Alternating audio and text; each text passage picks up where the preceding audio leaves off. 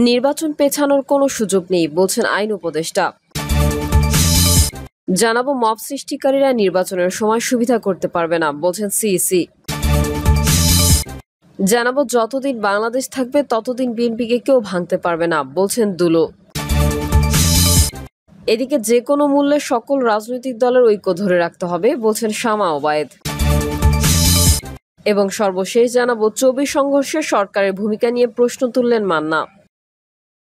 এতক্ষণ শুনছিলেন সংবাদ শিরোনাম, এবারে বিস্তারিত। তবে তার আগে অনুরোধ থাকবে আমাদের চ্যানেলটি সাবস্ক্রাইব করে বেল আইকনটি ক্লিক করুন। নির্বাচন পেছানোর কোনো সুযোগ নেই বলছেন আইন উপদেষ্টা। সরকারের ঘোষিত সময় অনুযায়ী আগামী বছরের ফেব্রুয়ারির মধ্যেই ত্রয়োদশ জাতীয় সংসদ নির্বাচন অনুষ্ঠিত হবে এবং নির্বাচন পেছানোর কোনো সুযোগ নেই বলে জানিয়েছেন আইন, বিচার ও সংসদ বিষয়ক উপদেষ্টা ডক্টর আসিফ নজরুল। এনসিপি সহ কয়েকটি দলের দাবি সংস্কার এবং বিচারের পর নির্বাচন প্রসঙ্গে আইন উপদেষ্টা বলেন, আমাদের যে রাজনৈতিক দলগুলো আছে, জুলাই গণঅভ্যুত্থানের যারা পক্ষ শক্তি, তাদের বিচার বিবেচনা বোধের প্রতি আমাদের আস্থা রয়েছে। আসিফ নজরুল বলেন, সরকারের পক্ষ থেকে আমরা ফেব্রুয়ারিতে নির্বাচন করার ব্যাপারে দৃঢ় প্রতিজ্ঞ। এটা আমাদের প্রধান উপদেষ্টা বারবার বলেছেন। নির্বাচন কমিশনকে সেরকম নির্দেশনা দেওয়া হয়েছে, তারা সব পদক্ষেপ গ্রহণ করেছেন। এর আগে কিছু বিষয়ে যে মতভিন্নতা ও মতভেদ রয়েছে, আমরা আশা করি সেগুলো দূর হয়ে যাবে। নির্বাচনকালীন সরকার গঠন নিয়ে কোনো আলোচনা নেই বলেও জানিয়েছেন ডক্টর আসিফ নজরুল।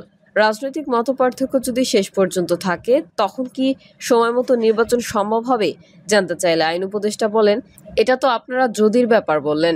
উপদেষ্টা বলেন, নির্বাচন নিয়ে সরকারের পক্ষ থেকে যে অবস্থান সেটা আমরা বারবার বলেছি।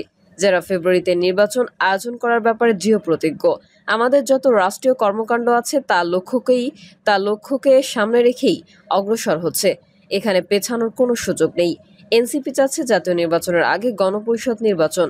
এ বিষয়ে দৃষ্টি আকর্ষণ করে আসিফ নজরুল বলেন, এটা তো এনসিপির দলীয় বক্তব্য, তাদের দলীয় বক্তব্য নিয়ে আমার বলার কিছু নেই। উপদেষ্টা বলেন, সরকারের বক্তব্যটা বললাম। দেশের বর্তমান আইন শৃঙ্খলা পরিস্থিতির বিষয়ে আসিফ নজরুল বলেন, আইন শৃঙ্খলা পরিস্থিতি গত এক বছরে মাঝে মাঝে বেশ অবনতি হয়েছে, আবার ভালো হয়েছে। তিনি বলেন, একটা বিপ্লব পরবর্তী পরিস্থিতিতে সমাজে বিভিন্ন রকমের অস্থিরতা থাকে। এসব অস্থিরতার পরিপ্রেক্ষিতে আইন শৃঙ্খলা পরিস্থিতি মাঝে মাঝে যে অবনতি ঘটে, সেটা যতই দুঃখজনক হোক, হতাশাজনক হোক, এটি খুব অস্বাভাবিক বলে মনে করি না। মব সৃষ্টিকারীরা নির্বাচনের সময় সুবিধা করতে পারবে না বলছেন সিইসি। মব সৃষ্টিকারীরা নির্বাচনের সময় সুবিধা করতে পারবে না বলে জানিয়েছেন প্রধান নির্বাচন commissioner AMM Nasir Uddin. CEC বলেন, জাতীয় সংসদের ৩০০ আসনের নির্বাচন একসঙ্গে হবে, তখন ওই ৩০০ জায়গাতেই মব ভাগ হয়ে যাবে। যারা মব সৃষ্টি করেন তারা নিজ নিজ এলাকায় চলে যাবে, তখন একসঙ্গে এত লোক একত্রে আর পাওয়া যাবে না। যারা মব সৃষ্টি করতে চায় বা মব সৃষ্টি করবে, তারা নির্বাচনের সময় সুবিধা করতে পারবে না। নাসির উদ্দিন জানান, যুক্তরাষ্ট্রের প্রতিনিধি মূলত জানতে চেয়েছেন নির্বাচন কমিশনের প্রস্তুতি কোন পর্যায়ে রয়েছে, যেহেতু ফেব্রুয়ারিতে জাতীয় নির্বাচনের সম্ভাবনা রয়েছে। জবাবে তিনি বলেন, আমরা ৫ই আগস্ট প্রধান উপদেষ্টার কাছ থেকে নির্বাচনী চিঠি পাওয়ার পর থেকেই প্রস্তুতি জোরদার করেছি, যদিও তার আগেই বড় বড় কাজগুলো শুরু করে দেওয়া হয়েছিল, যেন প্রস্তুতির ঘাটতি না থাকে, নির্বাচন কমিশনকে যাতে কোনো ব্লেম দিতে না পারে। নির্বাচন কমিশন কোনো দোষ বা দায় নিতে রাজি না। নাসির উদ্দিন বলেন, পরিষ্কারভাবে জানিয়েছি, নির্বাচন কমিশন কোনো দোষ বা দায় নিতে রাজি না। অতীতে যেমন কমিশনের প্রস্তুতি নিয়ে প্রশ্ন উঠেছে, এবার আমরা এমন প্রস্তুতি নিচ্ছি যেন কেউ বলতে না পারে যে আমরা প্রস্তুত ছিলাম না। সরকার যখনই চাইবে আমরা যেন নির্বাচন পরিচালনা করতে পারি, সেই লক্ষ্যেই কাজ করা হচ্ছে। তিনি জানান, বৈঠকে নির্বাচন আয়োজন নিয়ে রাজনৈতিক দলগুলোর মনোভাবের বিষয়েও জানতে চাওয়া হয়েছিল। এ বিষয়ে কমিশনের পক্ষ থেকে বলা হয়েছে, অতীতে বিভিন্ন নির্বাচনের রাজনৈতিক দলগুলোর মধ্যে মতপার্থক্য থাকা সত্ত্বেও শেষ পর্যন্ত একটি সমঝোতায় পৌঁছেছিল। এবারও তারা আশাবাদী। রাজনৈতিক দলগুলো দেশের স্বার্থেই কাজ করে, তাই শেষ পর্যন্ত নির্বাচন নিয়ে একটি সমঝোতা হবে বলেও তিনি আশাবাদী বলে জানিয়েছেন। সিইসি বলেন, প্রধান উপদেষ্টা ইতোমধ্যেই রাজনৈতিক দলগুলোর সঙ্গে আলোচনা শুরু করেছেন, যা একটি ইতিবাচক দিক। এছাড়া প্রধান উপদেষ্টা এতদিন যেভাবে নির্বাচন কমিশনকে স্বাধীনভাবে কাজ করতে দিয়েছেন, এখনও তেমনই করছেন। এখনো পর্যন্ত তিনি কোনো রাজনৈতিক প্রভাব বা চাপ অনুভব করেননি এবং সম্পূর্ণ স্বাধীনভাবে কাজ করছেন বলে যুক্তরাষ্ট্রের ভারপ্রাপ্ত রাষ্ট্রদূতকে জানিয়েছেন। যতদিন বাংলাদেশ থাকবে ততদিন বিএনপিকে কেউ ভাঙতে পারবে না বলছেন দুলো। বিএনপির কেন্দ্রীয় নেতা সাবেক মন্ত্রী অ্যাডভোকেট এম রুহুল কুদ্দুস তালুকদার দুলু বলেছেন, যতদিন বাংলাদেশ থাকবে, বাংলা ভাষা থাকবে, স্বাধীনতা সার্বভৌমত্ব থাকবে, ততদিন কেউ শহীদ রাষ্ট্রপতি জিয়াউর রহমানের বিএনপি, খালেদা জিয়ার বিএনপি, তারেক রহমানের বিএনপিকে ভাঙতে পারবে না। এদেশে সবচেয়ে বেশি নির্যাতিত হয়েছে জিয়াউর রহমানের পরিবার। তিনি বলেন, জিয়াউর রহমানের গড়া বাড়ি থেকে তারা বেগম খালেদা জিয়াকে জোর করে বের করে দিয়েছেন। তার ছেলে আরাফাত রহমান কোকুকে রাজনীতি না করলেও তাকে অবহেলা করে চিকিৎসার নামে বাইরে পাঠিয়ে হত্যা করা হয়েছে। দুলু বলেন, আওয়ামী লীগের বাকশালীতন্ত্রের কারণে দেশের তখনকার ৭.৫ কোটি মানুষ জিম্মি হয়ে পড়েছিল। তাদের হাত থেকে রক্ষার জন্য দেশের চরম দুঃশাসন ও দুর্বিষহ অবস্থায় ৪৭ বছর আগে শহীদ রাষ্ট্রপতি জিয়াউর রহমান বিএনপির জন্ম নিয়েছিল।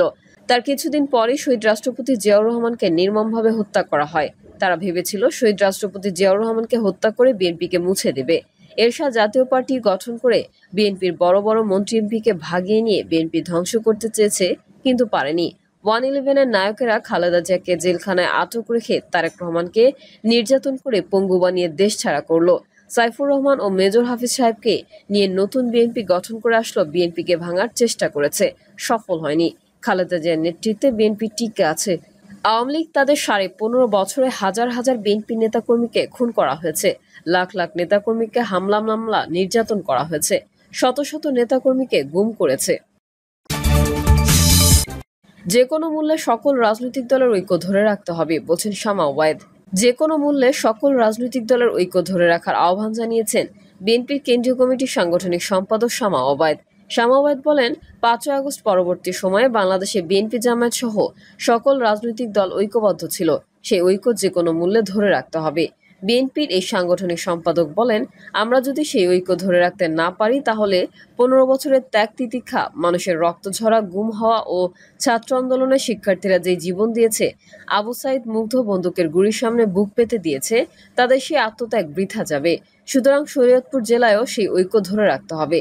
তিনি বলেন, ছাত্র জনতার আন্দোলনের মুখে অনেক রক্ত ঝরার পরে, অনেক শিশুদের হত্যা করার পরে, আমাদের অনেক মায়ের বুক খালি হওয়ার পরে শেখ হাসিনা পালিয়েছে, কিন্তু দোসররা পালায়নি। তারা সারা দেশে ষড়যন্ত্র করে দেশকে অস্থিতিশীল করার চেষ্টা করছে, বিভিন্ন বিশ্ববিদ্যালয়ে গন্ডগোল পাকাচ্ছে ও বিভিন্ন রাজনৈতিক দলের নেতার উপর হামলা চালাচ্ছে। অতএব এই ষড়যন্ত্রের বিরুদ্ধে ঐক্যবদ্ধ হতে হবে। চবি সংঘর্ষে সরকারের ভূমিকা নিয়ে প্রশ্ন তুললেন মান্না। চট্টগ্রাম বিশ্ববিদ্যালয়ের শিক্ষার্থী গ্রামবাসী সংঘর্ষে সরকারের ভূমিকা নিয়ে প্রশ্ন তুলেছেন নাগরিক ঐক্যের সভাপতি মাহমুদুর রহমান মান্না। তিনি বলেছেন, আইনমন্ত্রী বিচার দাবি করেছেন, কিন্তু কার কাছে বিচার চাইছেন? এরপর একটা সরকারের কাছে আমরা কতখানি নিরাপদ?